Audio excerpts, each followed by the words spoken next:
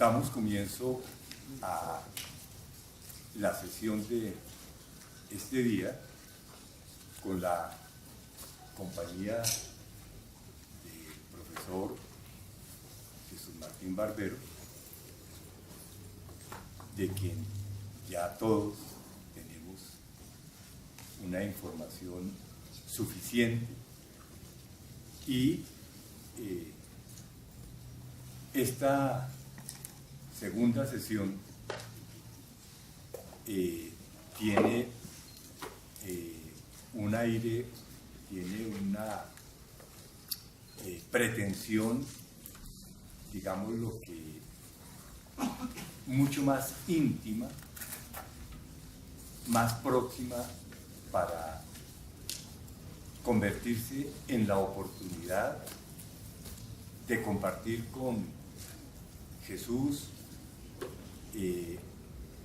una sorpresa en relación con su obra teórica, su producción intelectual. A pedido de él también, esta presentación que se va a realizar nos va a servir como un perfecto pretexto para poder dialogar con Jesús en calidad de autor, en calidad de maestro, en calidad de esa persona que tanto representa para nuestra maestría y en general para todos nosotros como colombianos, el poder conversar, el poder tener un diálogo mucho más fluido, mucho más cercano, mucho más próximo a esa otra dimensión de la obra y del pensamiento de Jesús Martín Barbero. Para esto, el profesor Tomás Vázquez va a ser el encargado, precisamente por el trabajo que ha venido realizando alrededor de una investigación sobre varios aspectos de la obra de Jesús Martín Barbero, y vamos entonces a tener la presentación de un libro inédito que recoge materiales aún no publicados de la autoría de Jesús Martín Barbero. En ese sentido es una primicia, en sentido auténtico, y nosotros tenemos la fortuna de compartir esa primicia.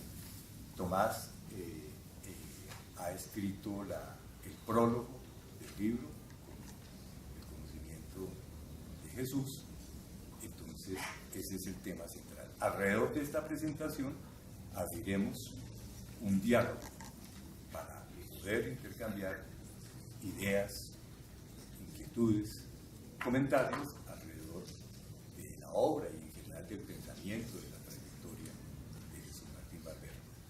Con esto pues estamos reiterándole a Jesús nuestro reconocimiento, nuestra satisfacción, el agrado inmenso que sentimos de poder contar con su presencia acá y de poder compartir este nuevo hecho intelectual. Entonces, el profesor Tomás Vázquez. Bueno, gracias a ustedes por la presencia esta tarde, esta noche. Gracias nuevamente al profesor Jesús Martín por estar con nosotros. Vamos a presentar la presentación, el prólogo, a un documento al cual hemos venido trabajando hace algún tiempo, que consiste en la búsqueda, la estructuración de un libro con alrededor de 7 u 8 ensayos publicados por el profesor Martín Barbero entre los años, a partir de los años 90, 2000, en publicaciones, revistas de América Latina y y de España. Todas giran alrededor de la temática de educación, comunicación. La presentación está como dividida en dos momentos. Un primer momento donde se presentan algunos ejes conceptuales teóricos de la obra del profesor Martín Barbero en relación con el contexto de educación en el campo de educación-comunicación a nivel de América Latina, y en un segundo momento ya haciendo algunas referencias a el contenido del documento.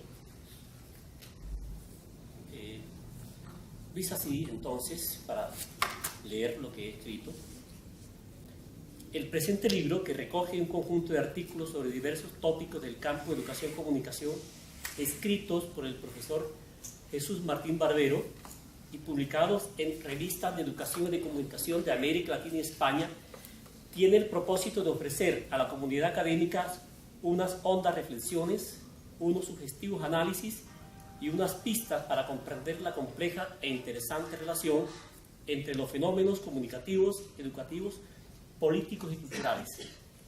En este sentido, se dirige a quienes se mueven en los campos de la educación, la comunicación, la cultura y la política.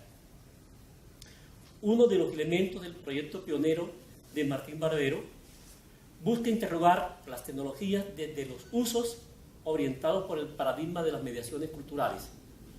Desde esta perspectiva, indaga acerca de lo que hacen los sujetos con las tecnologías al tiempo que reconstruyen sus prácticas sociales y sus identidades culturales.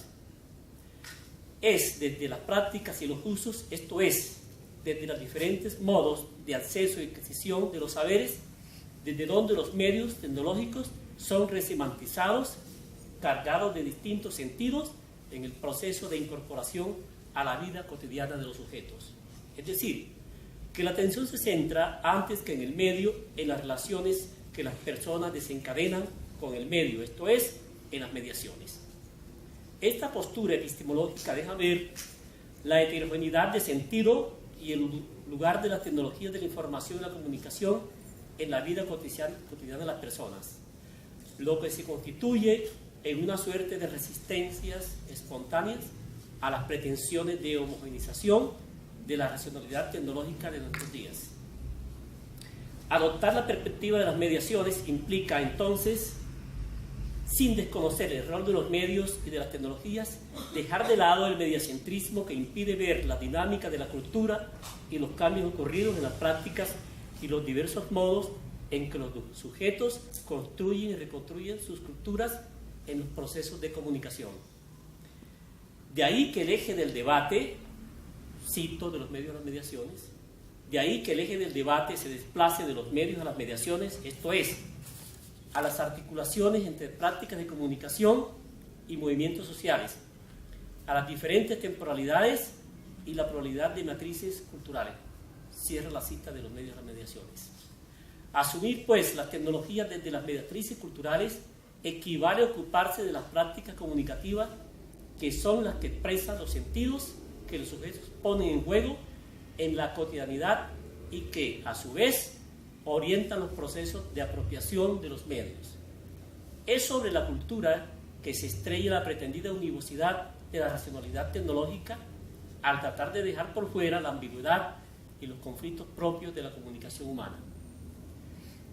Para el profesor Martín Barbero, la cultura constituye el ámbito de las mediaciones. Es el espacio para pensar e investigar la dinámica de la sociedad y de los sujetos, producidas por sus complejas interacciones con los medios y las tecnologías, de donde se derivan unas afectaciones mutuas, un movimiento dialéctico que ayuda a comprender las relaciones hombre-mundo, desde donde se constituye la subjetividad.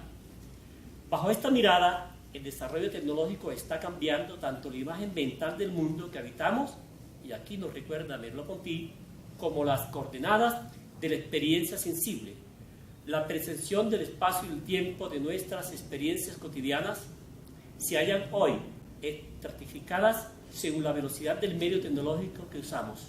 Sin embargo, vivimos una multiplicidad de temporalidades que no son impuestas ni reguladas por la lógica interna de los sistemas técnicos.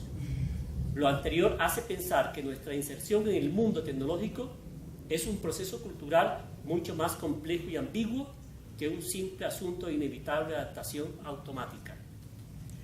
En esta línea de pensamiento sería imposible hablar del mundo insertándose en lo global sin algún tipo de anclaje en el tiempo en un espacio local, ya que el lugar significa nuestro anclaje primordial, esto es, la corporeidad de lo cotidiano y la materialidad de la acción, que son base de la heterogeneidad humana y de reciprocidad, forma primordial de la comunicación.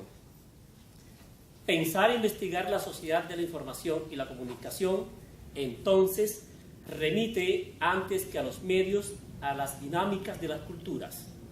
Así se entiende cómo la progresiva disolución del modelo masivo de comunicación y la emergencia de un paradigma de comunicación que privilegia la individualización no se podría explicar solo por las innovaciones introducidas por tecnologías informáticas, si no se atendiera también y sobre todo el contexto cultural de una sociedad que, como la nuestra, tiene en el individualismo uno de sus ejes estructurales.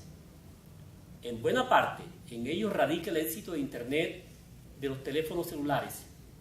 En ese sentido, el profesor Martín Barbero llama la atención cuando nos recuerda que si bien en el viejo modelo de los medios masivos tradicionales pretendía homogeneizar los gustos, al mismo tiempo nos obligaba a encontrarnos en la televisión, por ejemplo, con el mal gusto de los otros, a saber que existía, a tener que contar con él. Ahora, los nuevos dispositivos de fragmentación y especialización van a hacer posible un aislamiento mucho mayor.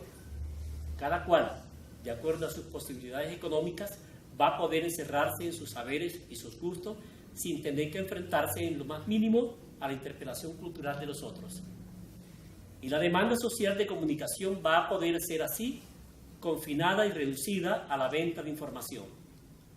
Se podría decir que lo que hacen estas nuevas tecnologías es, entre otras cosas, exacerbar el individualismo y el consumo, motores de la sociedad capitalista a través de nuevas estrategias de comunicación. Pero, desde la perspectiva anterior, si hay algo que atraviesa todos los trabajos aquí presentados en el documento, es la persistencia del espíritu crítico hacia los modelos educativos y comunicativos hegemónicos, tanto en las políticas públicas como en las prácticas pedagógicas y el uso instrumental de los medios. Al tiempo que se aportan lúcidos análisis sobre las transformaciones culturales dinamizadas por los medios de comunicación, como por ejemplo la nueva forma de sociabilidad, la circulación y apropiación de la información y los saberes, de las ritualidades, de la percepción del tiempo y del espacio. Ahora bien, en lo que va corrido del siglo XXI, a raíz de la rápida expansión de las nuevas tecnologías de la información y las comunicaciones, la dinámica del mercado, sumadas a las políticas neoliberales y a la euforia por las deslumbrantes novedades de las comunicaciones digitales, se ha empezado a desdibujar el campo de comunicación-educación. Es con la imagen de la modernización y con ella la de la calidad en la educación que entran rápidamente las TIC al campo comunicación-educación. De esta manera aparece de inmediato una fuerte tendencia instrumental a la comunicación, en donde ésta es reducida a un dispositivo tecnológico como recurso pedagógico, quedando de este modo despojada de su peso y densidad política, cultural y epistemológica. Es decir, que en muy corto tiempo, cuando apenas el campo comunicación-educación empezaba a ganar espacios académicos e investigativos, la euforia de una pedagogía desesperada por hacer cosas identificadas como, entre comillas, innovaciones, y una institución educativa obsesionada en, entre comillas, capacitar a sus profesores, encuentran en la TIC un deslumbramiento reduccionista que dibuja y debilita política y culturalmente dicho campo. Para completar esta situación, se suma la persistente idea de la calidad de la educación, entendida como la enarbolación de unos nuevos medios. De este modo, se podría decir que TIC y calidad constituyen los elementos básicos que atraviesan de modo general los proyectos educativos institucionales, comunicativos y políticos de nuestro presente, lo que provoca una especie de vaciamiento de la dimensión política del campo. Aunque muy breve, vale recordar que a finales de la década de los años 90 empieza a abrirse paso una nueva política educativa universitaria que había empezado a principios de los 80 y luego rápidamente toma cuerpo, se expande y se globaliza a partir de la Declaración de Bolonia, 1999. Esta nueva política trae consigo una visión pedagógica que le otorga un sobrepeso educativo a los medios y las nuevas tecnologías de la información, desembocando en una posición tecnocrática cargada de acusaciones hacia los medios y prácticas pedagógicas tradicionales. Se trata de una nueva pedagogía que asume el rendimiento, la rentabilidad y la economía del tiempo y del espacio como los elementos fundamentales de los procesos educativos, en los que se destacan como objetivos a lograr las competencias y con esta la calidad, en tanto información, capacidades, habilidades, destrezas en relación con el saber hacer. De esto se puede concluir que las innovaciones pedagógicas de las que se hace alarde profusamente para adecuar la educación al mundo moderno dan prioridad a unos novedosos medios e instrumentos de comunicación que subsumen cualquier reflexión sobre los fines de la educación, puesto que ellos mismos se convierten en fines. En otras palabras, la educación aparece ahora convertida en una cuestión de medios, olvidando sus objetivos fundamentales. Pues bien, en el contexto arriba descrito, los textos de Martín Barbero, aquí presentados, ayudan a comprender la complejidad de tal situación. Sus transversalidades políticas, culturales e históricas ponen al descubierto, desde bien adentro, la crisis de los modelos de comunicación y educación que la institución escolar pretende tapar a punta de dotación y uso instrumental de los modernos medios de comunicación, soslayando cómo las transformaciones que sufre el país desubican los procesos de educación.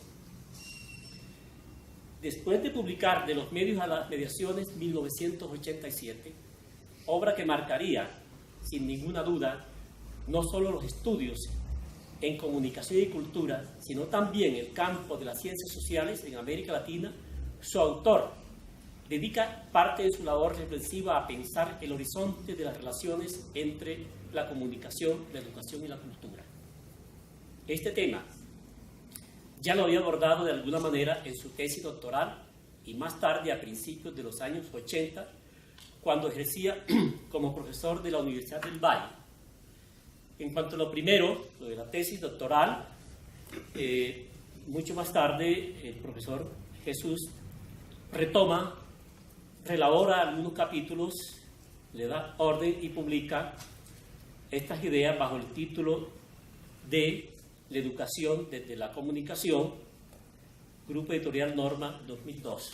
Ustedes conocen ese libro.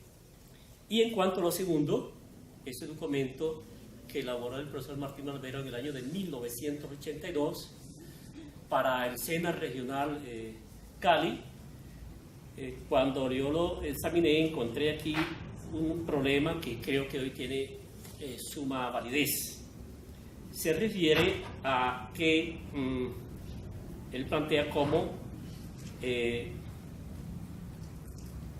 la preocupación o la inquietud iba en torno a cómo lo cuantitativo, el SENA siempre ha trabajado con lo cuantitativo, con la cobertura, cómo lo cuantitativo, la ampliación de la cobertura, siendo un problema, él reconoce y reconocemos, bien acuciante hoy, no puede ser abordado seriamente más que articulado a una transformación estructural de fondo, tanto a nivel metodológico como a nivel de una visión más compleja de la educación y de las políticas culturales. Creo que hoy esta pregunta es válida. Cuando desde el Ministerio hasta las escuelas se está hablando de cobertura, de ampliación, Pero ¿cómo se articula esto con la calidad? Un estudiante que tiene ustedes, 40 muchachos en un aula de clase, y cada vez son las cifras las que están hablando de calidad, y cómo eso se articula con la calidad, es la pregunta que creo que tiene validez. Pero es a partir de los años 90 cuando Martín Barbero empieza a publicar una serie de artículos sobre comunicación y educación que rápidamente cobran visibilidad y refrescan un reseco ambiente académico, sobre todo en las facultades de educación. Desde sus primeros textos sobre el tema, nuestro autor se plantea con tono crítico las relaciones entre la escuela y los medios, entre las concepciones teóricas y las realidades sociales concretas que carga de sentido la escuela, en tanto espacio cultural en el que están insertos profesores y estudiantes. Tales relaciones, antes abordadas desde la perspectiva determinista y casual que le otorgaba un desmedido poder, primero a los medios y más tarde las tecnologías de la información y las comunicaciones, son presentadas ahora desde la perspectiva de las mediaciones, esto es, desde las prácticas y los procesos culturales. Sin duda que esta mirada que introduce Martín Barbero en sus investigaciones y reflexiones constituye un significativo aporte al campo de la educación en Colombia. De hecho, los artículos que aquí presentamos, desde el ya muy citado, conocido por todos acá, Saberes Hoy, apenas salen a la luz pública, son acogidos y trabajados en las universidades, en cursos de pregrado y posgrado en las facultades de educación, y con frecuencia referenciados en tesis de grado. Uno de los elementos para destacar, y que tal vez sea lo que llame la atención de los lectores, es que su autor hace uso de una crítica aterrizada en lo contextual, en las vivencias culturales, distante de aquello de lo que están llenos los textos educativos, esto es, la retórica denuncista y la euforia tecnológica. Esto lo lleva a hacer propuestas de búsquedas, de miradas distintas, como por ejemplo, en el caso de Saberes Hoy, como por ejemplo, su crítica a las competencias respecto a las cuales propone recuperar este concepto de competencia, redefiniéndolo, refrescándolo, recreándolo, abordándolo en otras perspectivas, apoyándose para esto en el concepto de hábitos de Pierre Bourdieu y de práctica de Michel de Certeau. De este modo, el concepto de competencia se nos aparece ahora cargado de experiencias, de sentido práctico, como diría Bourdieu, de diversos tipos de vivencias y no solo referido a lo abstracto o a lo instrumental. Los primeros textos publicados por Martín Barbero sobre el tema comunicación y educación, más o menos una docena de prólogos de libros, fueron dedicados, como él ha dicho, a reconocer y alentar las nuevas voces latinoamericanas que daban cuenta en sus investigaciones de problemas educativos, políticos y culturales relacionados con la comunicación. En el libro yo también hago una recolección, tuve la oportunidad de examinar alrededor de unos 20 prólogos, y esos prólogos son más que acostumbrados como estamos a los prólogos, que son cosas bastante superfluas. Estos prólogos son aportantes. Hay unas grandes reflexiones que creo que también nos ayudan a comprender esto de la comunicación en la educación. En sus habituales travesías académicas por América Latina, Martín Barbero alentaba con sus prólogos esas nacientes voces que entonces empezaban a emerger en países como Perú, Argentina, México, Brasil y Chile y Colombia. El primer prólogo que leí fue el de la profesora, la peruana, María Teresa Queiroz. Fue en Cali como en los años 90, y cuando yo le manifesté a usted mis inquietudes sobre la temática, usted me dijo: hay una persona que está escribiendo un libro, usted habló con ella, y yo recibí a los pocos días de la Universidad de Lima ese libro, y a mí me impactó ese prólogo, porque son prólogos, como dije, aportantes. En los textos aquí reunidos, Martín Barbero se ocupaba de develar los modelos comunicativos que subyacen en la educación, los cambios culturales que experimentan los jóvenes y sus nuevas sensibilidades, las identidades culturales en el mundo digital, así como también los acosos del mercado. De igual forma, las oportunas y pertinentes reflexiones acerca de la importancia de la imagen y de la presencia de los medios digitales en la pedagogía, sus usos e implicaciones, entre otras cuestiones aquí tratadas, son sin duda aportes de vital importancia al estratégico campo de comunicación y educación. Pero, además de análisis y pistas sobre temas como las anteriores, el autor lanza unas oportunas, estremecedoras y retadoras preguntas desde las que interpela nuestra realidad educativa, como por ejemplo, ¿qué significan y qué retos plantean a la educación los cambios en la comunicación? ¿Qué tipo de educación cabe en el escenario de los medios? ¿Por qué la escuela no actúa como incubadora de pensamiento crítico, estimulando la capacidad de preguntar, interpelar, analizar, producir, conectar, estando en sus aulas el germen que permita a los más jóvenes imaginar sociedades más justas? Los anteriores y otros interrogantes atraviesan los textos que aquí se presentan, invitando a la reflexión, al replanteamiento de las prácticas pedagógicas y, en fin, a repensar los rumbos inciertos de la educación en la vida nuestra de hoy. Pero esta invitación es, en el fondo, un llamado, un clamor a asumir las dimensiones políticas de lo educativo y lo comunicacional, lo cual cobra especial valor hoy en Colombia de mediados de la segunda mitad del siglo XXI, cuando la utopía política del presente parece volver la mirada a la educación y la cultura como espacios estratégicos en la construcción democrática de una nueva sociedad.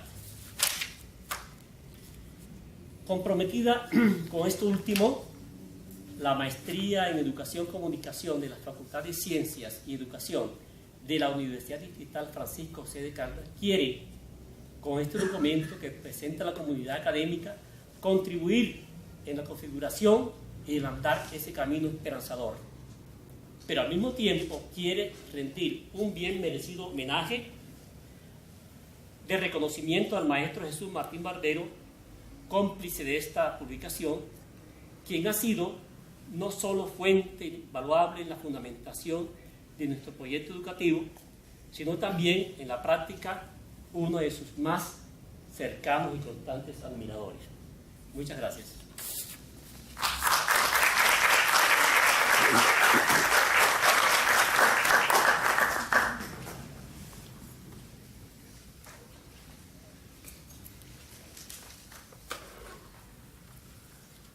Bueno, escuchando el prólogo que ha escrito Tomás para esta compilación de ensayos de Jesús sobre el campo comunicación y educación, y en el contexto específico de la maestría que compartimos quienes estamos acá presentes, una maestría en comunicación y educación. Como les decíamos inicialmente, hoy entrevimos la oportunidad alrededor de lo que llamamos a diario en los salones, en las charlas, en las reuniones formales e informales, el campo comunicación y educación. Esa palabra que ustedes escuchan desde el primer momento que inician sus estudios en la maestría y que está presente, multipresente a todo lo largo de su proceso de formación, de sus trabajos de investigación. Tratar de comprender la esencia la problemática, las dimensiones, el papel de ese campo comunicación-educación en todo lo relacionado con la vida social, política, cultural. El tema de las mediaciones que ha hecho de la obra y de la figura de Jesús Martín Barbero uno de los autores tutelares, no solamente en nuestra maestría, en el mundo académico, nacional e internacional, pero en este campo concreto, en el campo comunicación-educación.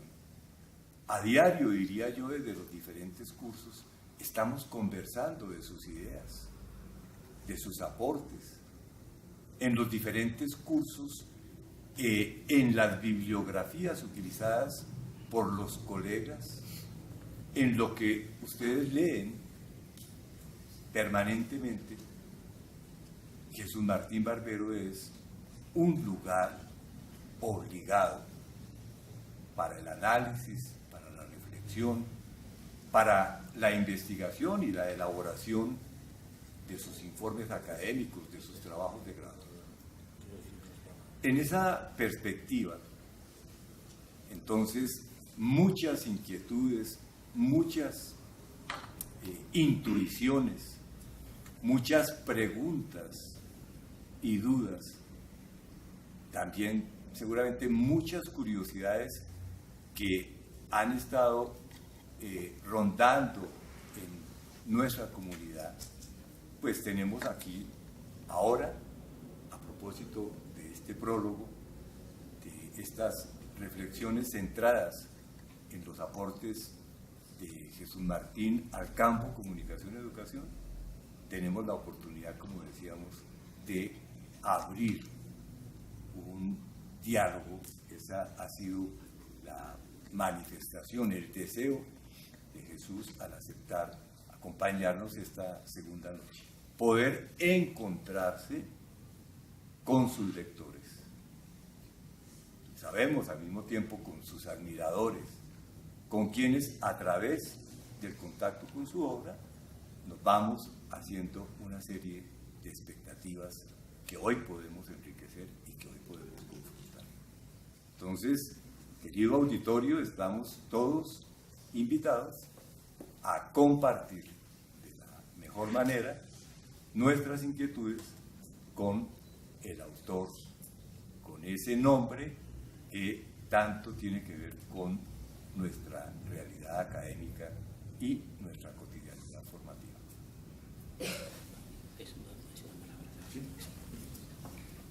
Sí. Yo pediría a Tomás que me deje decir unas palabras, porque no solo estoy agradecido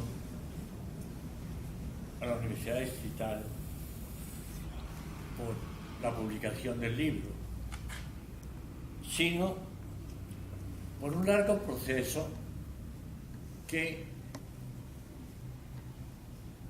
ya me ha reportado a mí un montón de experiencias valiosas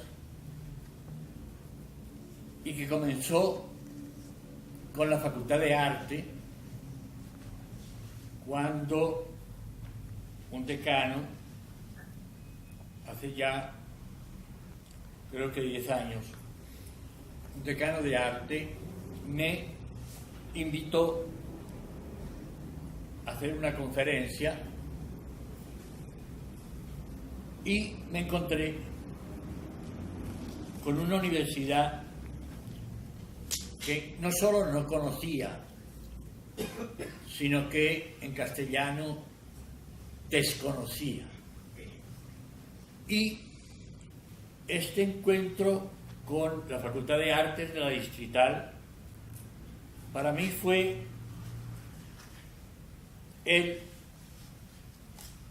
la forma en que yo pude entender que Distrital era la Universidad de Bogotá, era la universidad de la ciudad, y que dentro de la universidad había crecido enormemente la capacidad de pensar las culturas de la ciudad,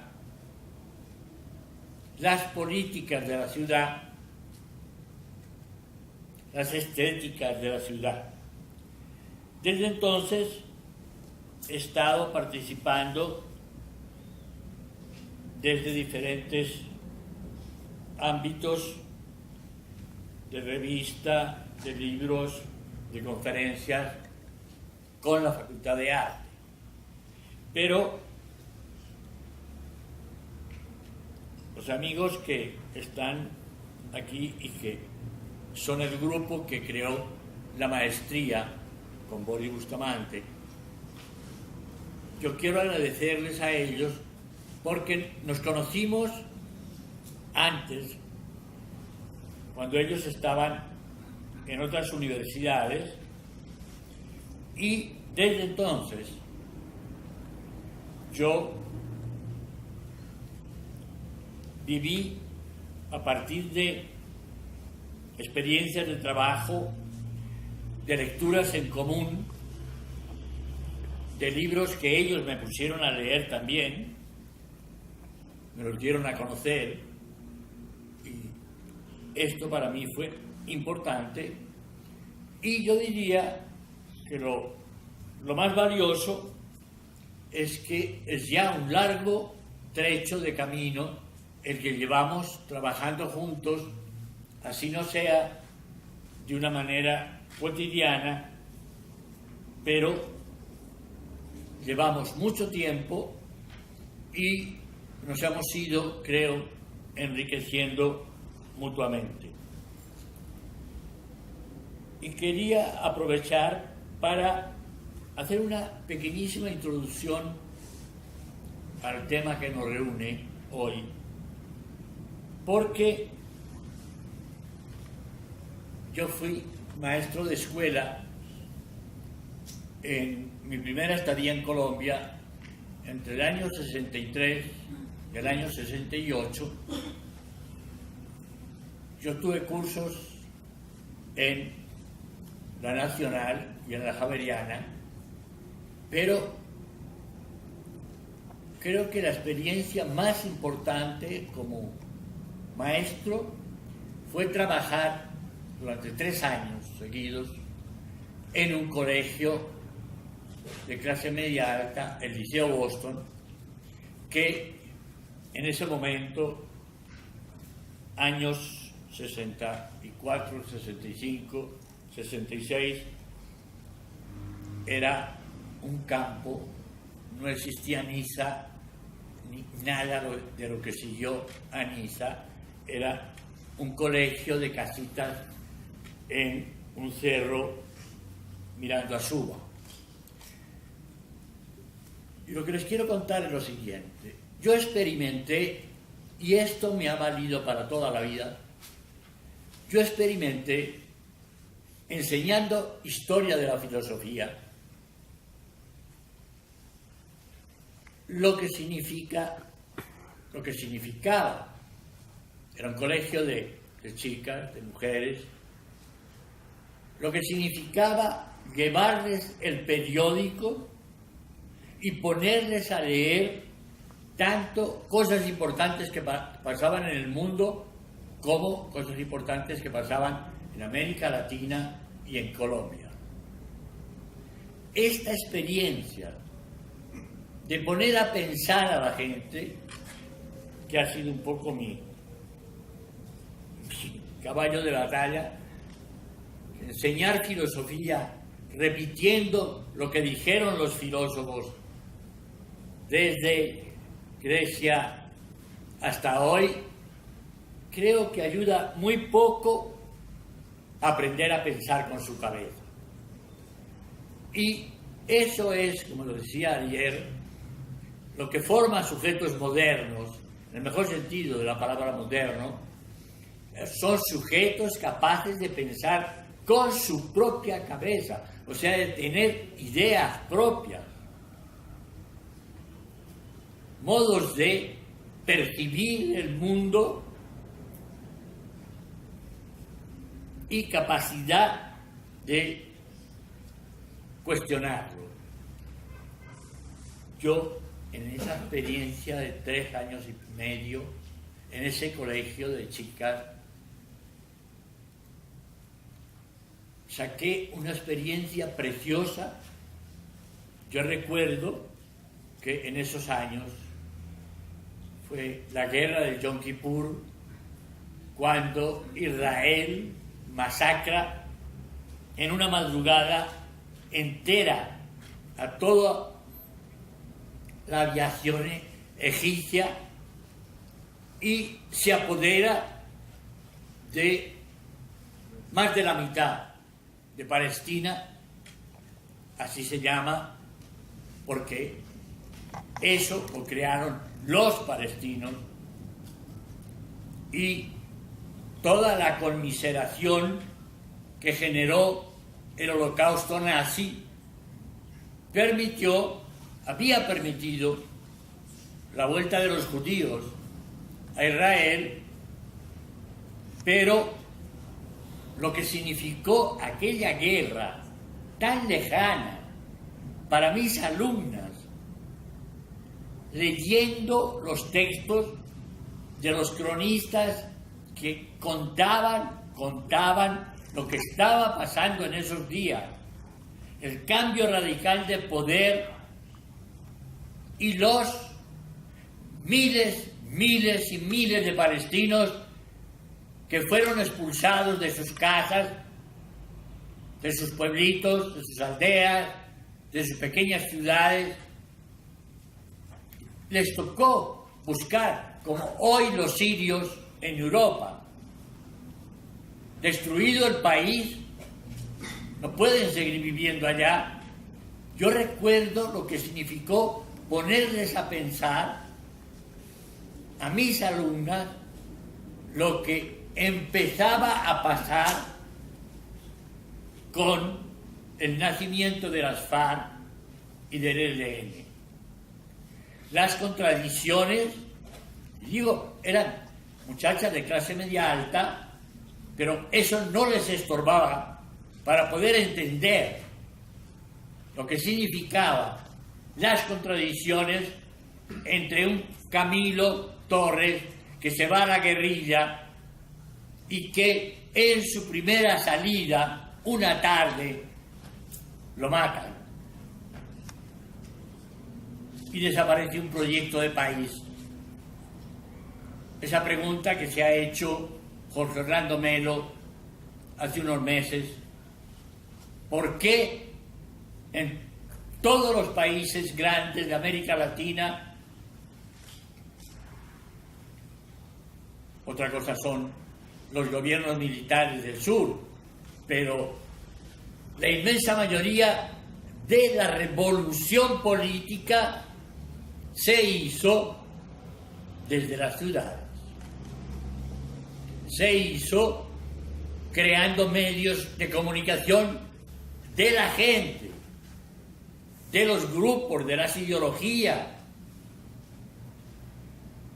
lo que significaba que Colombia empezara a tener una guerra civil que, como decía anoche, nadie la llama así, y con esta palabrota que es la violencia, y que denomina desde la violencia que los padres le hacen a los hijos para que coman o se tomen la medicina o vayan a la escuela. Los niños lo sienten como una violencia. Y vamos desde ahí hasta una guerra de 50 años, con la misma palabra. Perdón, pero a mí esto me ha quedado siempre mucho ruido. Y me quedo, como decía anoche, con María Teresa Uribe y Capié, que a las guerras las llama guerras.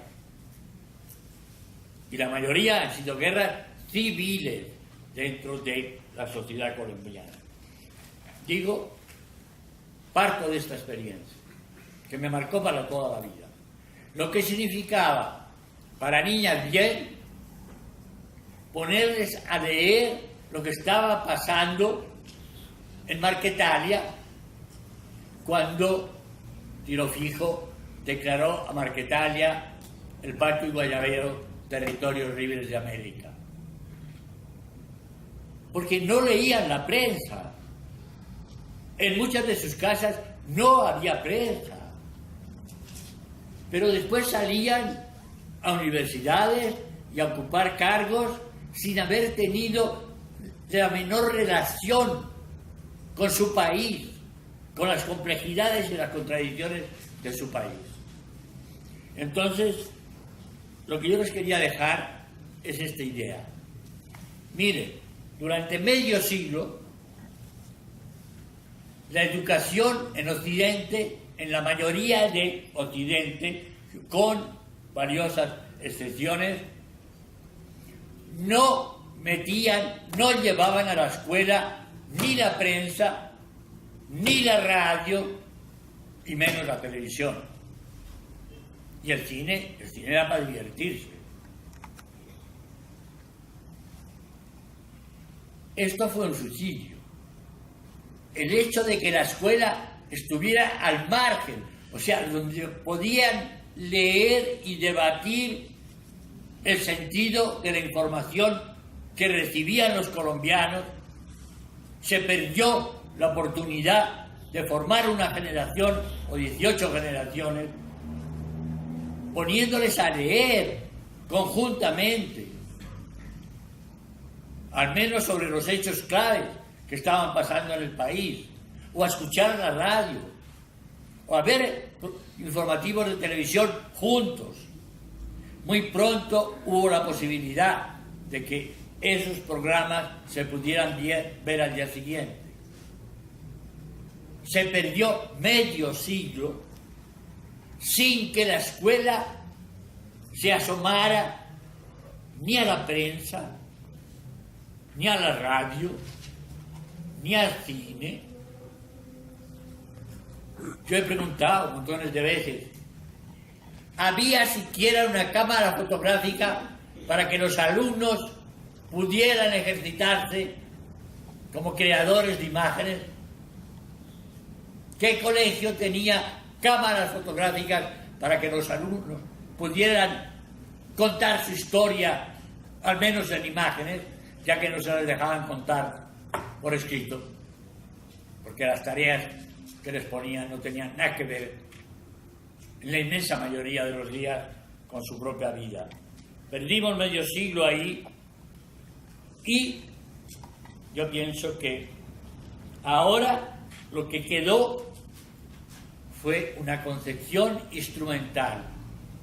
O sea, los pocos colegios que metieron algún medio era visto muy desde el punto de vista de lo que se podía hacer con ello, no en términos de formación, sino en puros términos de información, no de formación de los alumnos, de formación de su saber social, de formación de su conciencia política, o mejor, de formación de ciudadanos. Quería dejar un poco esta pista que me obsesiona de cómo se perdieron muchos años y cómo cuando se ha empezado a pensar en esta relación educación-comunicación, con excepciones, como la universidad donde ustedes están y la maestría, hay algunas otras ya en Bogotá, la inmensa mayoría de las maestrías, con la ayuda de la señora ministra de Educación durante los otros 8 años de Uribe, se inventó nada más y nada menos que las maestrías, no para investigar, sino para crear gente competente desde el punto de vista empresarial, desde el punto de vista de manejos de empresa. Y nos quitaron entonces la posibilidad de que en las maestrías hubiera investigación del país. En las escuelas de pregrado en comunicación No existe investigación. Yo peleé durante años con la Asociación Colombiana de Facultades para ver la investigación que hacían, porque contaban cuentos por escrito. Pero cuando les exigíamos documentos, había muy poco. Y lo deplorable es que hoy un montón de maestrías en comunicación son puramente instrumentales, no son investigativas, no son para conocer el país, no son para conocer la educación, es para formar gestores de los que está pidiendo hoy el capital. Entonces, podemos conversar. ¿Quién quiere? Bueno, muy buenas noches, profe. Mi nombre es Juan Felipe. Un poquito la voz. Mi nombre es Juan Felipe y bueno, quisiera empezar por dos cosas que me llaman la atención. Una por el tema que colocaba ayer en la charla sobre el tema de la lectura y la escritura, como temas de formación que le permita pensar a los estudiantes y dar a conocer su contexto. Y la otra, en esto que señalaba de pensar, de enseñar a pensar filosóficamente, pues para proyectar una cuestión de transformación política de la sociedad. La pregunta entonces va dirigida es un poco a cómo ve el papel de los maestros en esta formación en comunicación cuando no han tenido contacto alguno con ello. ¿Qué podemos hacer frente a esos maestros que desconocen este campo y pues que de alguna u otra manera también están interviniendo en los procesos educativos?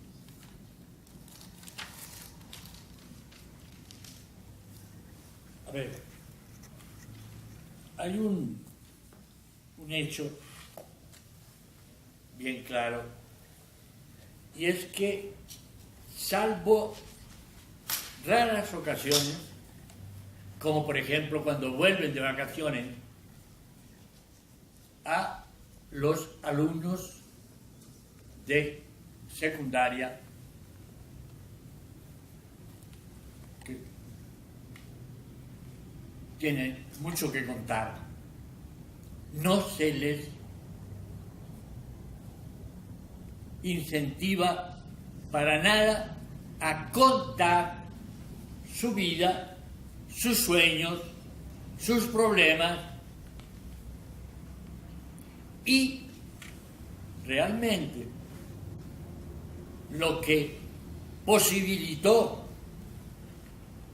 la modernidad en términos intelectuales, en términos de pensamiento común, no de los genios, en términos de pensamiento común, fue algo que Walter Benjamin, en un texto maravilloso, que yo he citado mucho, una conferencia que dio en París a líderes obreros, una de sus primeras idas a París, en el año 27-28 del siglo pasado, una conferencia a líderes obreros sobre política y poesía.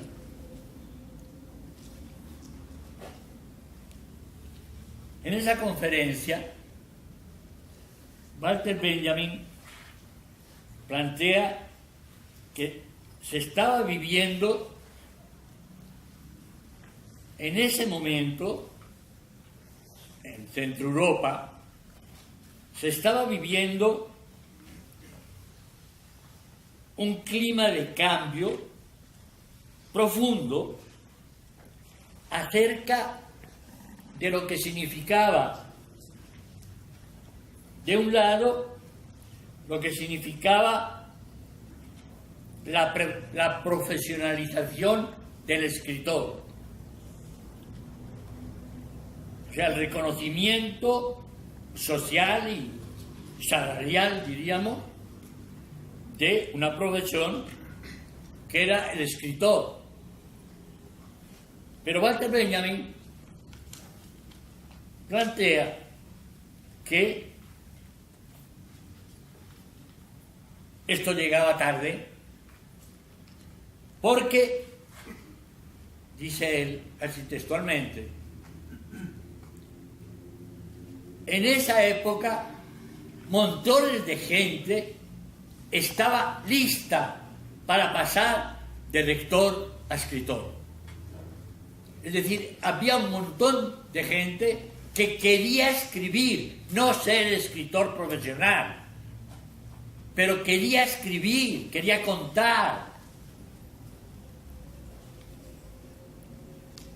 Esta visión de que en ese momento en el que se profesionaliza la escritura como oficio, Walter Benjamin viera que la gente que leía estaba lista para ponerse a escribir. No quería ser solo lector, quería ser escritor también. Y dice, está muy bien la profesión, pero es que la escritura ya no es de los profesionales. La escritura es de los ciudadanos, de cualquier ciudadano. Es un derecho básico en una sociedad moderna, y añade, atención, por la escritura y por la imagen, especialmente por la fotografía, pasa la dimensión estructural de la técnica. La primera vez que yo usé esa expresión, una concepción estructural de la técnica, estaba realmente tomándola directamente de ese texto, de esa conferencia, Obreros, en el que les dicen, no se equivoquen. La política tiene sus reglas de juego, pero en términos de la mayoría, la política será importante cuando sean capaces de escribir sobre ella. Y no solo de esperar que otros escriban la camarilla de los ideólogos. Lo que necesitamos es que ustedes escriban, ustedes cuenten cómo ven la sociedad, cuáles son los problemas, por dónde es que se puede trabajar juntos. Y les repito, no se equivoquen, la técnica llegó para quedarse, y saber de técnica de escritura, de técnica de fotografía, es vital para la clase obrera. O ellos cuentan su historia o la van a contar otros, como fue lo que pasó después. En este sentido es que yo soy muy crítico de la ausencia de lectura que no sea la de la tarea. Y creo que ya lo he contado varias veces, unos profesionales jóvenes de Internet me ayudaron a llamar como se debe a lo que es la lectura y sobre todo la escritura en nuestra escuela colombiana. Tiene un solo formato. ¿Saben lo que significan hoy los formatos? ¿Sí? Lo que es un formato en términos de su relación con los programas de escritura en Internet. Y ellos me dijeron, usted tiene que usar ese término. El único formato en que escriben los colombianos en la escuela es el formato tarea. No hay géneros literarios. no hay modalidades de escritura, sino la de tarea, porque escriben igual cuando es una clase de historia que cuando es de química. Evidentemente con eso no se puede salir a escribir con su propia cabeza y con sus propios sentidos lo que está viviendo el país. Y esta es mi crítica radical. No hay, estuve la semana antepasada en Cali y tuve la ocasión de reunirme con 70 rectores de colegios que, como contaba ayer, están preparando un proyecto para repensar radicalmente lo que quieren que sea la Secretaría de Educación del gobierno de Cali. Y están trabajando muy a fondo qué dimensiones especiales tiene hoy la vida en Cali, que hay que meter como eje de reflexión en la formación de los maestros y de los alumnos. Y ahí yo estaba contando esto y un rector bastante mayor, lo que yo estaba contando es el atraso que significa, por más que esté extendido a buena parte de Europa también, la cuadrícula del programa que tiene que enseñar el profesor de historia, o de geografía, o de matemáticas, lo que significa eso como pérdida de relación maestro-alumno. O sea, lo que el maestro hace está ya precondicionado por lo que el Estado hace. Y Alejandro Piscitelli escribió un texto sobre esto, diciendo: en el mundo entero, desde China hasta Colombia, son los estados los que organizan la cabeza de los adolescentes.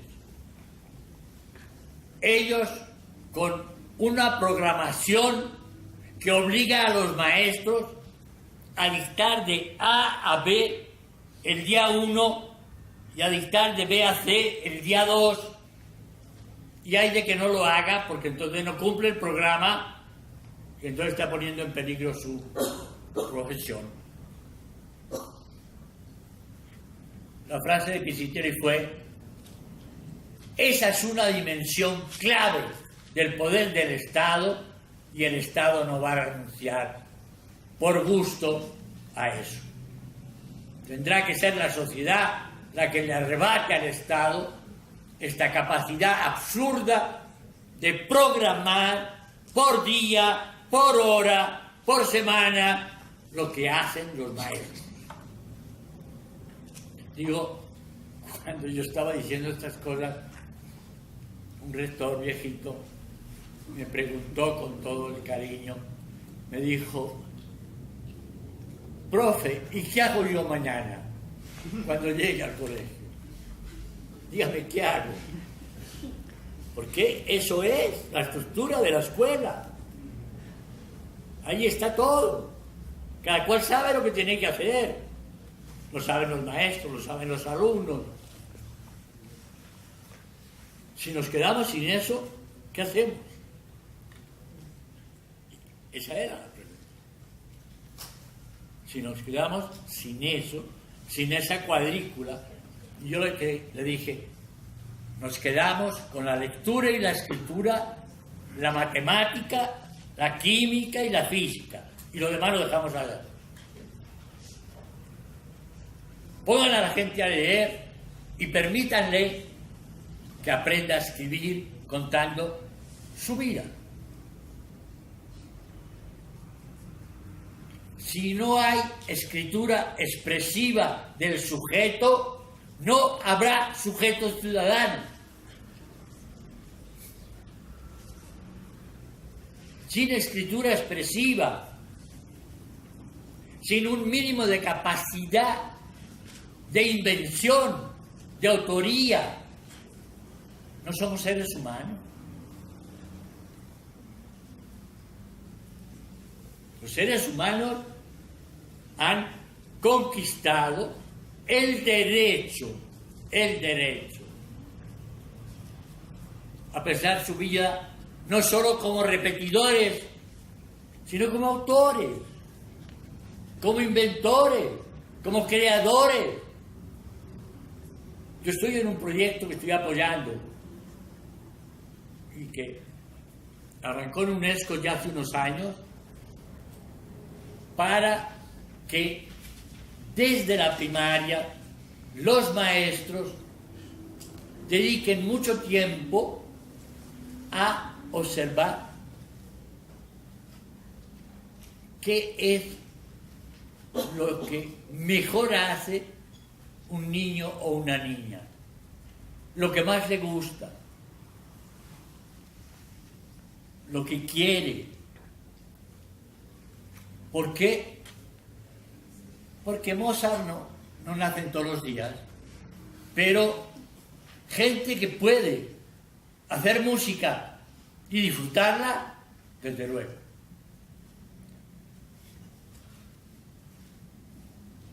Hay que cambiar la visión de que solo los que van a ser artistas tienen capacidades estéticas, es decir, tienen capacidades creativas. Eso es mentira. Todos los seres humanos, todos, tienen algún sentido, y eso es lo que yo llamo formación estética, que los maestros ayuden a desarrollar los sentidos. Por eso hablo de la cámara, porque la cultura audiovisual hoy es clave, pero nuestras escuelas están en la Edad Media, porque de producción audiovisual no hay. Hay excepciones que se cuentan con los dedos de una mano. Repito, a donde apunta mi reflexión es a que la escuela asuma que cada niño, cada adolescente tiene alguna dimensión, alguno de sus sentidos, la agilidad de su cintura para bailar, o un oído maravilloso para la música, tienen posibilidades de ser creadores, de ser autores y no solo repetidores. Yo he contado muchas veces una anécdota personal permanente. A mí me gusta mucho el atún. Y el atún que yo he comido durante muchos años en Colombia, todo el atún llegaba de España, enlatado. Ahora ya lo enlatan los ecuatorianos. ¿Cómo es posible que Colombia, que tiene el mismo mar, no haya sido capaz de enlatar atún? No estoy pidiendo cosas súper extraordinarias, simplemente enlatar atún,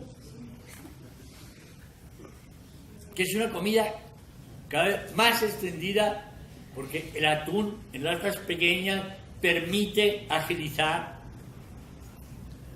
la hechura de las comidas, del mediodía, de la noche. No, Colombia no ha sido capaz de enlatar atún. Entonces, pongan en relación las dos cosas. De un lado, la escuela tiene que formar colombianos con capacidad de cambiar este país, no solo en términos políticos, sino en términos sociales. en términos de relaciones, que no sean de arriba abajo, que haya un poco de relación realmente horizontal, en serio, porque mucha gente reconoce que el otro tiene cosas que no tiene. Cuando digo cosas, estoy diciendo saberes, capacidades. Ahí nos jugamos el país. Hay que arrancarle a los gobiernos la necesidad de ministros de educación, que dejen de feminizar en el sentido más bastardo cultura, educación y comunicación. Ahora ya, claro, como son las TICs y mueven mucho capital, ahora ya son hombres, pero durante siglos fueron mujeres también en el Ministerio de Comunicaciones. Por favor, pongan hombres, y al revés, pongan mujeres en economía y en salud, y verán que va mucho mejor al país, porque tienen mucha más capacidad de comprensión que la inmensa mayoría de los hombres. Entonces, necesitamos transformar el Ministerio de Educación. Es vital para el país. No puede llegar gente que hizo universidad y tiene relaciones políticas y ahí está. Ahí está.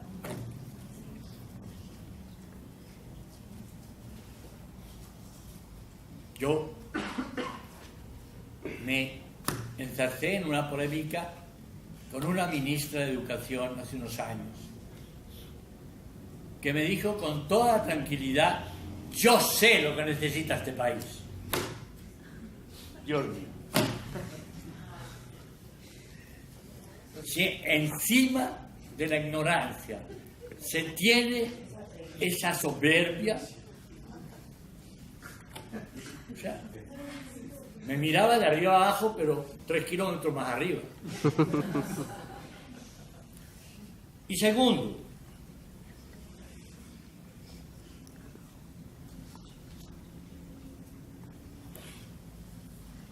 la escuela no va a cambiar a partir ni de FECODE ni del Ministerio.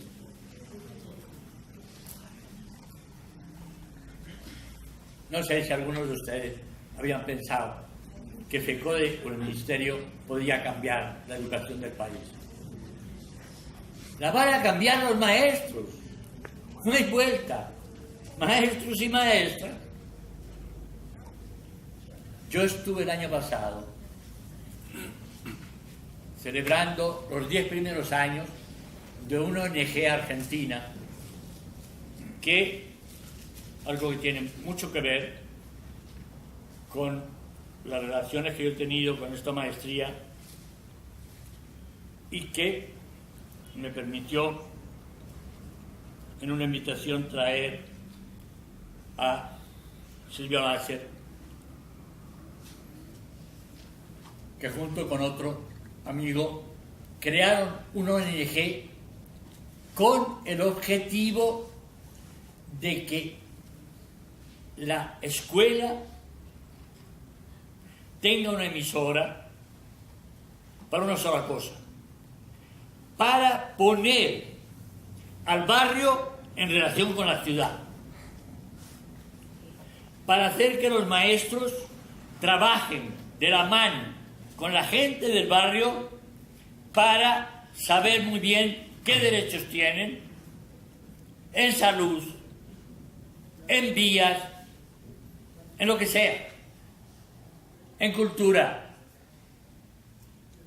Hace poco oí a un joven de ciudad, Kennedy: qué lástima, se terminó el mandato de Petro y la plata de la cultura sigue absorbida por el mismo clientelismo que en tiempos bien pagados. No hay manera de romper el clientelismo y Petro no ha hecho la menor idea, porque no tiene ni idea de qué es lo que está pasando en cultura en Ciudad Kennedy. donde hay grupos de gente joven. Nos llevaron a la Nacional y nos mostraron los carteles que hacen para educar a la gente en la línea de la formación ciudadana de Antanas Mockus. Asombroso. La capacidad de poner en cómic, la capacidad de crear figuras a la hora de problemas del barrio, o de los barrios, que son Kennedy hoy. Por ahí es que yo creo que la escuela está gestando ya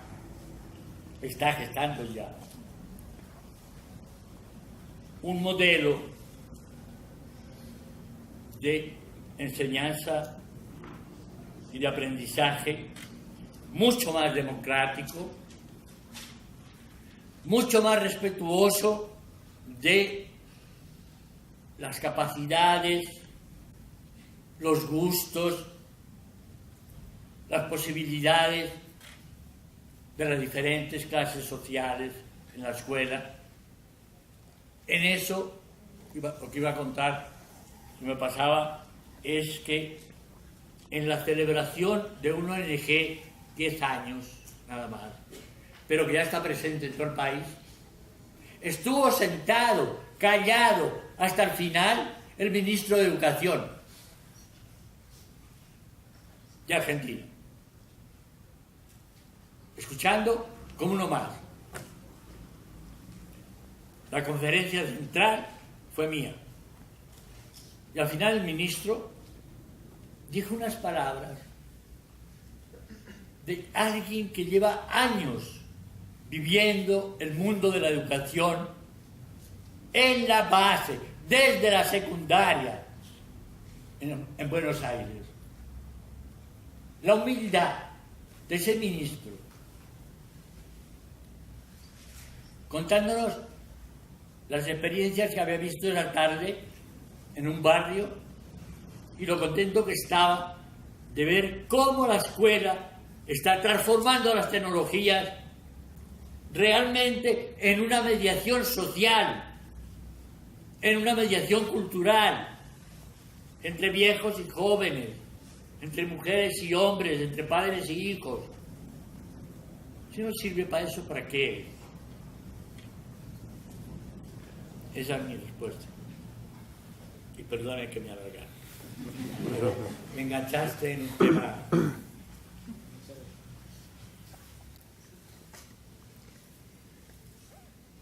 Bueno, pues un poco relacionado con lo que venía planteando pues, el profesor, a mí me surgen varios interrogantes frente al sentido o a los sentidos que pueden tener, por un lado la escuela, por un lado la comunicación, pero también el sentido de la existencia frente a estas nuevas posibilidades del mundo contemporáneo. ¿Cómo lograr de alguna manera encauzar, encaminar o no sé si engranar estos diferentes elementos que emergen en estas nuevas dinámicas con las nuevas tecnologías, con las nuevas disposiciones de las personas para comunicarse, para interactuar, para vivir en este nuevo mundo, en estas nuevas realidades, encontrando un verdadero sentido y no de pronto quedándose solamente en lo efímero, en lo aparente, en lo que pasa pero no trasciende y que no realmente no hace que esa existencia tenga pues, una verdadera razón.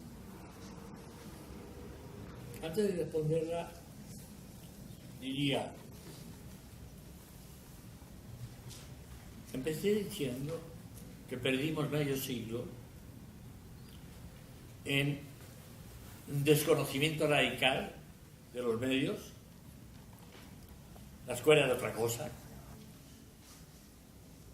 Y en un país como Colombia, la escuela era el espacio más potente que tenía la Iglesia para adoctrinar a todos los colombianos, desde primaria hasta la universidad. Entonces, eso, por lo menos eso, hoy ya no es, por más esfuerzos que quiera hacer el señor procurador.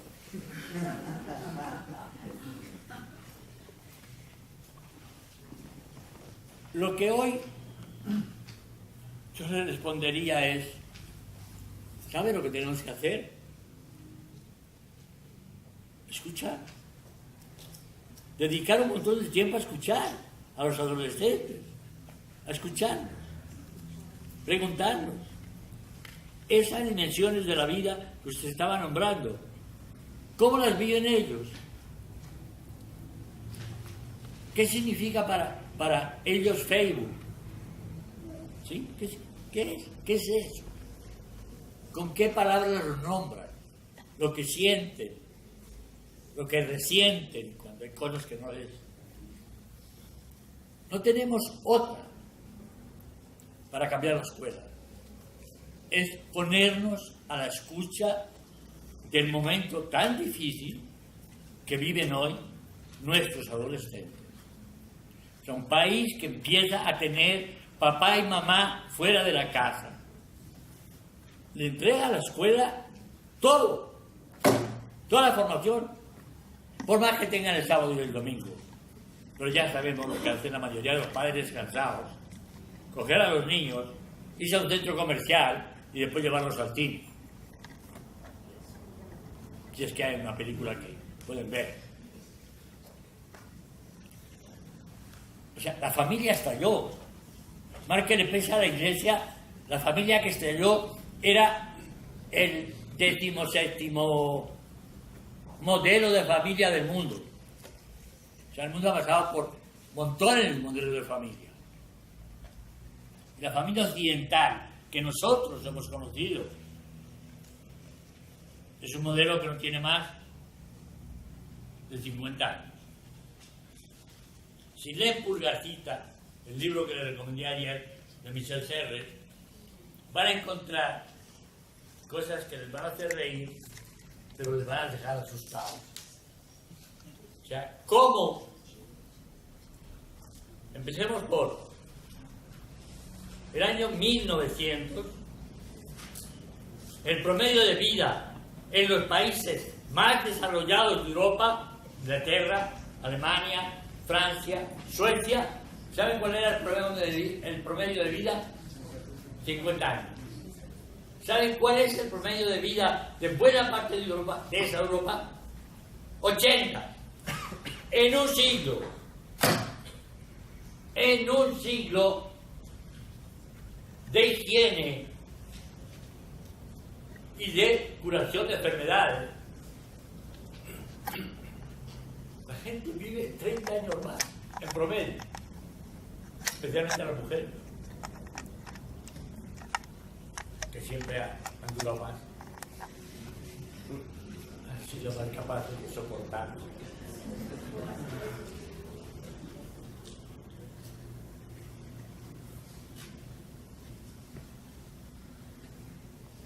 Lo que plantea es, miren, casarse en el siglo XIX, no digamos en el siglo XVII, o en el siglo XIV. Miren, en el siglo XIV, XV, en la época del Renacimiento, casarse era tener, si mucho, 15 años de matrimonio. Uno de los dos se moría a los 15 años de casarse.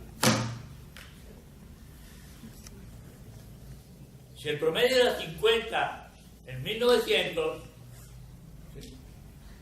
o sea, venimos de una demografía completamente distinta. Cuando la Iglesia mandaba en todo, era eso. La gente se casaba, pero en la mayoría de los casos el hombre se moría eso, a los 15 años. Y tenían 6 o 7 hijos. lo cual era terrible. Sobre todo para las mujeres. ¿No? Lean historia demográfica y encuentren que hasta fines del siglo XVII había que tener 10 hijos para que vivieran 3. 10 para que sobrevivieran 3. Por la falta de higiene, por montones de cosas. O sea, cuando empieza a haber cuentos para niños, es a finales del 17, que la sociedad empieza a construir un mundo de vida para los niños, un mundo aparte. Entonces tienen que tener sus cuentos.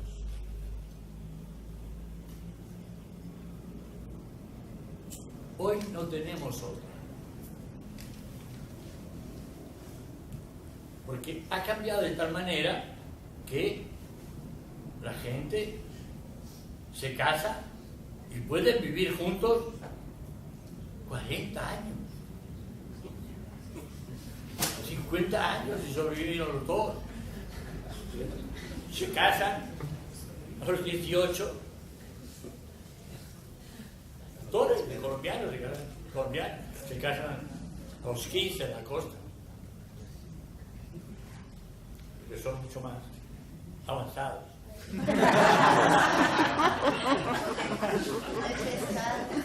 Al menos en el hotel. Llevan montones de años a los del centro y del sur. No hay otra. Tenemos que aprender a escuchar lo que están sintiendo los adolescentes. Cualquiera que pretenda sustituirlo y creer que lo sabe, no va a tener que probar cuál inspiración divina ha logrado comprar en el mercado de las inspiraciones, porque si hay una edad opaca, es la adolescencia. Porque los muchachos se encierran en sí mismos, porque están haciéndose y tienen montones de miedos y de desequilibrios y de inseguridades. La mitad de las bobadas que hacen son por inseguridad.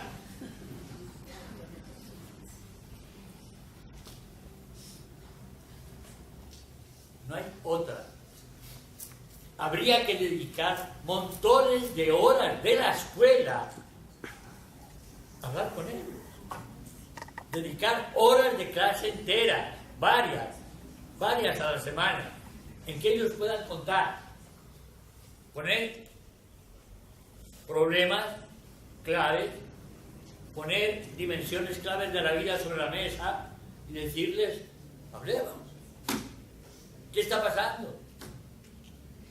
¿Con qué palabras nombran ellos sus sentimientos?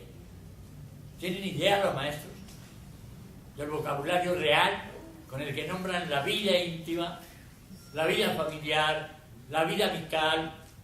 No creo. No lo creo. ¿Por qué? Porque les obligan a hablar un castellano domesticado. En Centro Europa, montones. ¿Por qué? Porque aún en Europa siguen sin escuchar. Hay que enseñar y está programado, y el Estado sigue programando la educación de los adolescentes. Esta es la situación. Esta es la situación. Yo no veo otra. Yo les decía a los rectores, por lo menos empiecen a dedicar tiempos a conversar. Hagan una agenda de temas, pero a partir de una conversación con los alumnos, no lo que se les ocurra a los profesores. Hagan una temática, hagan una agenda, pongan siquiera una vez al mes, hay encuentros de conversar sobre la vida, sobre el país. ¿Verdad que este país no tiene temas para poner y ver cómo piensan los adolescentes del país? ¿Cómo piensan ahora la paz? Ojalá que se logre. Eso se podría hacer, pero eso no lo va a proponer ni FECODE ni el Ministerio. A ninguno de los dos les interesa. Me perdone tanto la señora ministra como los señores de FECODE. Sí.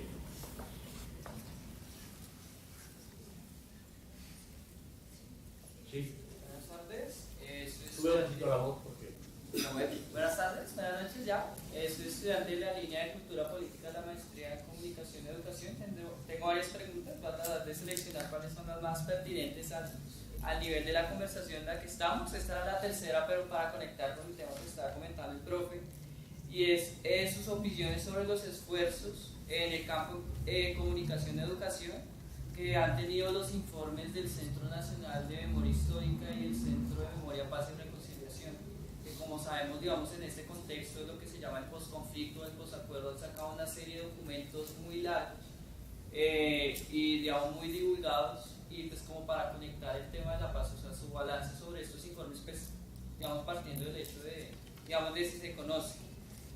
La segunda, el profe comentaba, digamos, acerca de arrebatarle, digamos, al Ministerio de Educación como esa potestad de mandar las cuadrículas hacia los docentes.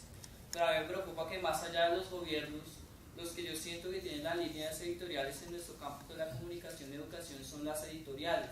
¿Cómo arrebatarle a las editoriales más allá de los gobiernos? Porque los gobiernos se cambian, ahorita el 25 pues vamos a tener cambios y demás, pero a las editoriales, estas grandes editoriales que nos dan las líneas de qué enseñar, de qué no enseñar, de qué es pertinente y no pertinente, a ellos cómo les arrebatamos, digamos, como ese campo, digamos, tan importante que es en el que trabajamos. Esas dos preguntas, muchas gracias. Hay una sola vez en la que yo vi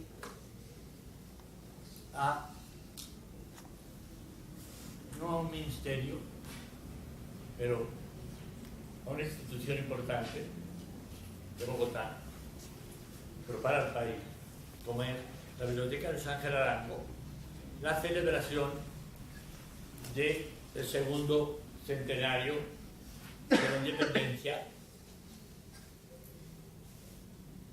2010, se hicieron una serie de pequeños textos para los escolares. No sé el alcance que tuvo. Soy amigo de la que era directora de la biblioteca, una de las historiadoras importantes del país, Margarita Garrido. Siendo directora de la biblioteca, logró, hacer unas pequeñas, algunas en forma de juego, preguntas sobre cómo fue la independencia, qué significó la independencia. Ella, como buena historiadora de esa época, trajo un montón de frases con las que se consagraba la exclusión social. O sea, cómo era excluyente el lenguaje en esa época. ¿Sí? Los que sabían hablar bien utilizaban el saber hablar bien para excluir al otro, para por debajearlo, para humillarlo, para desconocerlo. Y tomaron esto y lo pusieron en unas cartulinas con dibujos bien hechos, con fotos, pero fotos retocadas como para que tuviera un sentido de contemporaneidad con los niños. Es la única vez que vi un esfuerzo público en serio por llamar la atención a los escolares de bachillerato sobre algo que era importante para el país, simbólicamente más que otra cosa, pero cómo esto podía servir para que los niños realmente aprendieran qué pasó con la independencia, qué sentido tuvo en su mejor sentido la independencia. El otro tema que tocas es un tema absolutamente ciego,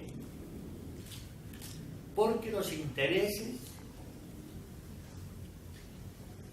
gente del ministerio, con gente de las grandes editoriales españolas, por ejemplo.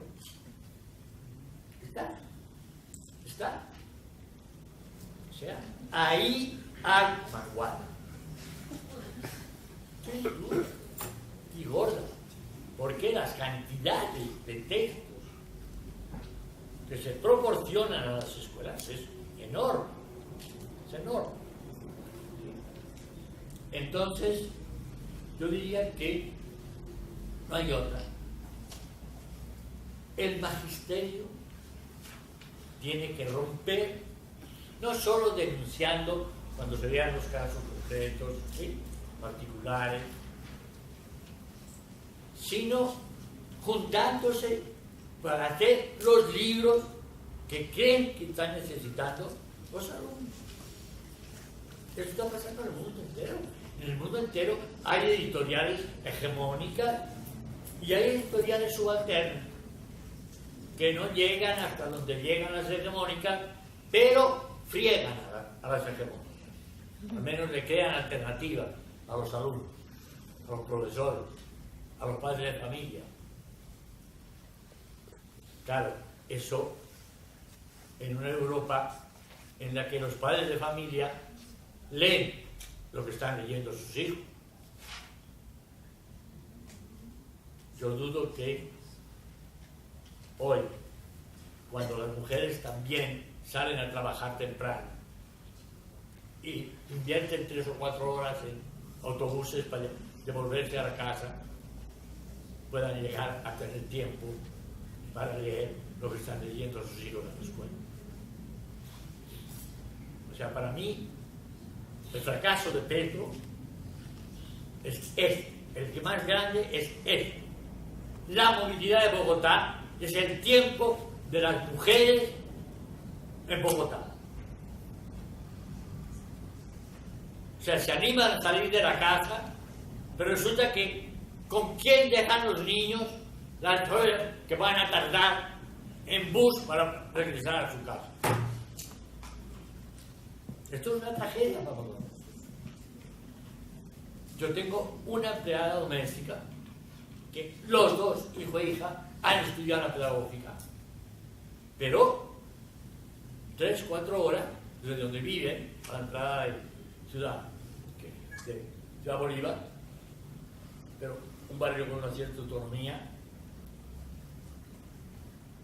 son 3 o 4 horas diarias para viajar después de todo el cansancio y muchos días después de toda la frustración que el propio trabajo produce. Porque no están trabajando en lo que soñarían, están trabajando en lo que pueden. Y eso es un tema clave de los maestros. ¿Cuántos maestros están ahí porque realmente tienen vocación? Yo sigo diciendo la vieja palabra porque no hay otra. O sea, lo disfrutan, aunque sea con todas estas dificultades, con todos estos problemas, pero yo disfruté lo que yo les contaba del Liceo Boston. Yo lo disfrutaba porque yo veía cómo esas muchachas salían de la inopia y empezaban a ver el país, y empezaban a ver el mundo, y a leer novelas latinoamericanas, ellas que tenían plata para comprar, por lo menos. No podían quedarse leyendo 4 pendejadas de filosofía, cuando lo que había que hacer es que la filosofía les ayudara a pensar su país, y a pensar su país en el mundo y en Latinoamérica. Yo le llevaba música, yo no había oído nunca, de los chachaleros y de chabuca grande.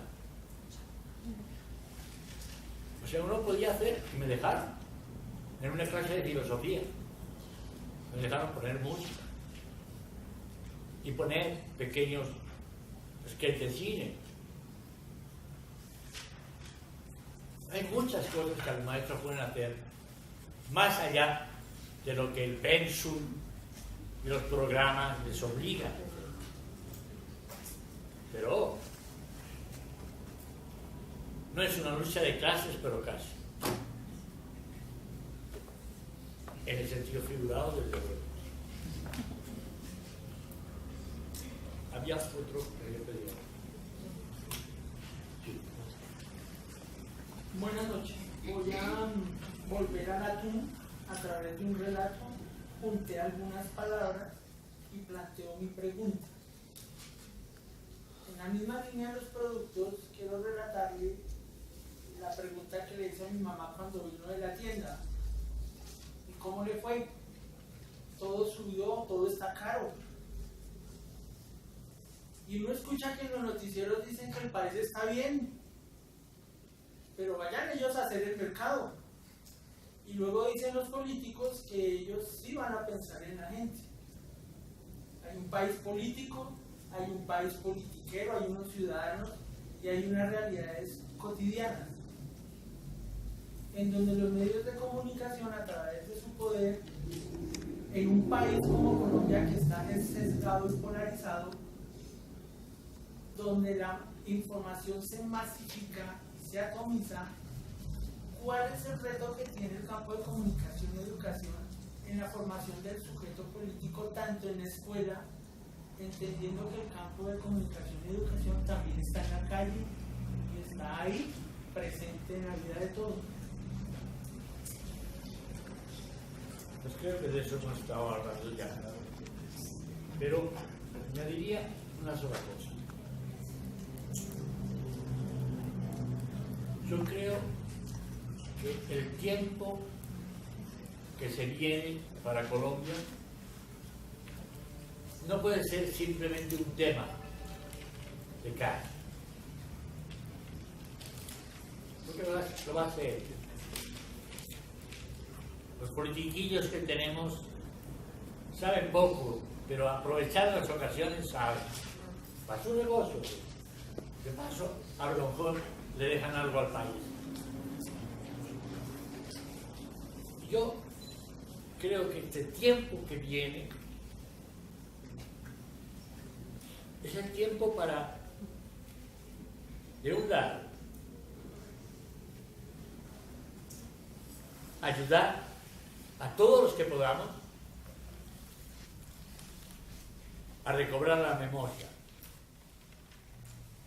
porque, vuelvo y repito, algo que cada vez se me hace más duro: los que han sufrido la guerra son los campesinos. En Bogotá tiraron unas bombitas pendejas que rompieron una esquina del palacio del presidente. Pero donde han caído montones de bombas que han matado a montones de gente, vinieran de los paracos, o vinieran de los narcos, o vinieran de los FARC, o del ELN, la inmensa mayoría. Por muchos, mira que han sido muchos los que fueron secuestrados y que, si no se pagó lo que pedían, los pegaron un tiro, los tiraron en cualquier sitio. Por más, el país urbano siguió viviendo su vida y conformándose con la información que le dan los medios, y los medios haciendo negocio con la violencia. Yo he escrito textos muy duros contra una televisión que, cuando teníamos aquello que se llamaba, un poquito exageradamente, porque era mucha gente, pero así como una masacre, digamos, en la historia, la masacre era una cosa un poquito más grande, pero hasta la mejor esquina fue una masacre, en términos colombianos, y así es. ¿En qué convertían RCN y Caracol y demás parientes? ¿En qué convertían? Hubo una que yo seguí muy de cerca, la masacre de la mejor esquina, un viernes por la noche, en un estadero donde cuando había un montón de gente tomándose una cerveza el viernes por la noche. ¿Qué fue lo que nos mostraron RCN, Caracol por su lado? Nos mostraban metiendo al periodista, metiendo el micrófono en la boca de la madre que estaba llorando y respetando la intimidad más sagrada, para que los de Bogotá viéramos los ojos y la boca. ¿Esto qué es? Tengo un amigo que lleva toda la vida estudiando la violencia en los medios, lo que han hecho los medios con la violencia, y que se ganó el primer premio que dio Perapac a una tesis de pregrado, se la ganó él. Y ahora está haciendo la tesis de doctorado sobre lo mismo. Las imágenes de la violencia. Porque es lo que han visto los urbanitas, han visto imágenes, han visto mucha menos violencia. Los que han visto violencia en serio han sido los campesinos. ¿Y qué es lo que está claro? Sí se podía hacer otra cosa. Un periodista costeño, muy valioso, se fue a la mejor esquina con su cámara. Le dieron el mismo tiempo que daban a los demás. Quizá un poquito más le dieron por lo que hizo. Entró con la cámara, primero, mostrándonos el pueblito, la vereda de la mejor esquina. O sea, ¿dónde pasó eso? ¿Cómo es? Y se subió a un cerro para que lo viéramos del conjunto. Pero entró también caminando por la calle y preguntando a la gente. Y lo que metió no fue la angustia, el pánico, el llanto de las madres o de los hermanos o de los primos, sino de dónde vino la gente que puebla la mejor esquina. No teníamos ni idea. ¿Quiénes eran? ¿De dónde vinieron? Se formaron ahí esa vereda. Nos ilustró con información rápida, pero seria, de dónde venían, de dónde salieron, por qué salieron y se juntaron allá. O sea, nos dio una información básica, social, para entender qué estaba pasando allá. No tanto la razón por la cual tiraron las bombas, porque muchas veces eso no tiene ninguna razón. Son sin razones, por envidias, por retaliaciones, para matar a una persona matan 18. Así era.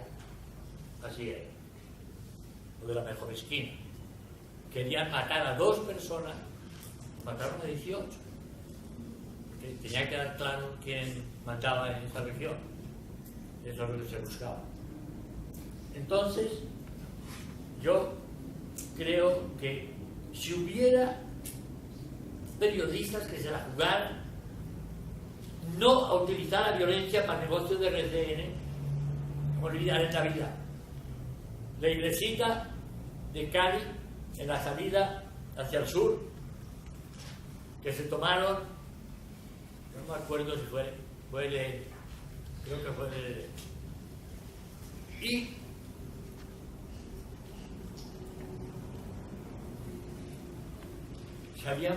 se pusieron de acuerdo todos los medios televisivos al menos para no hacer esto, no mostrar a las madres, no mostrar los familiares, respetar el duelo, respetar el sufrimiento humano.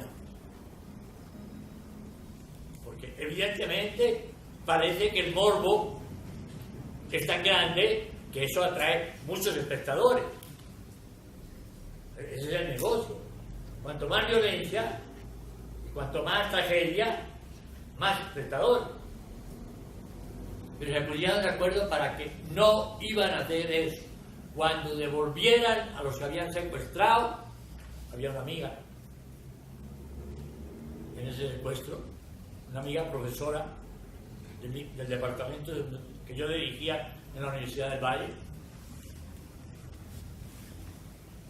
RCN violó el acuerdo y puso un cartel con RCN en unas macas de encima para que cuando pasaran por debajo una cámara podía perfectamente tomar los rostros de los secuestrados que devolvían y el cartel de RCN.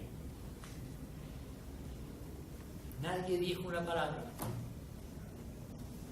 Había habido un acuerdo formal de medios audiovisuales para no hacer eso.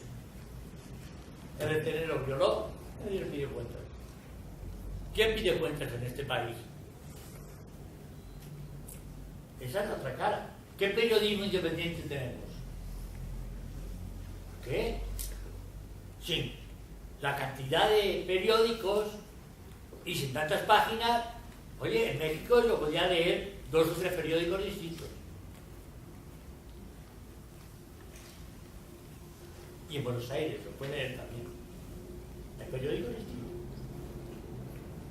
Hay periódicos que tienen otra visión del mundo a la del peronismo hegemónico en este momento en Argentina. En realidad fue al revés. Lo que había era antiperonismo brutal. Entonces, yo no creo que esto nos puede dar carta para que sigamos maldiciendo a lo que ya sabemos. Hay que inventarse modos de informar a la gente por radio, por televisión, por cine, por prensa. Tenemos que crear medios, llámenlos como quieran, alternativos, populares, como les dé la gana, donde gente que no está haciendo negocio, sino que está queriendo al país, nos cuenta el país que quiere. Porque eso es lo importante. Se necesita querer al país para contar el país que quiere, o sea, el país que sueña. El verbo querer sirve para los dos cosas. Tenemos que hacerlo. Para lo que se viene después de la firma de la paz, tiene que haber otro periodismo, tiene que haber otros medios. Si no, ¿cómo vamos a hacer con lo que tenemos?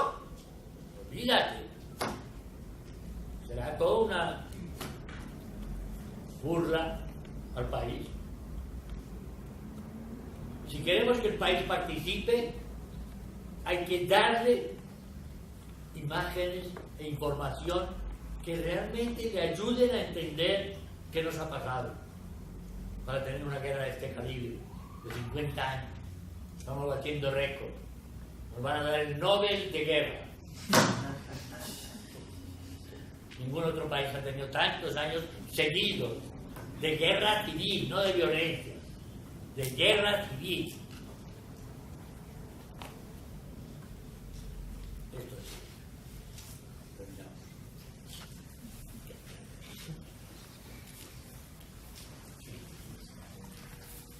Bueno, con esta última intervención cerramos el evento de hoy. Quedan algunas inquietudes, pero que continuamos en estas andanzas, continuamos en la maestría, recogiendo algunas inquietudes dichas acá. Y bueno, gracias por su asistencia, gracias por estar aquí.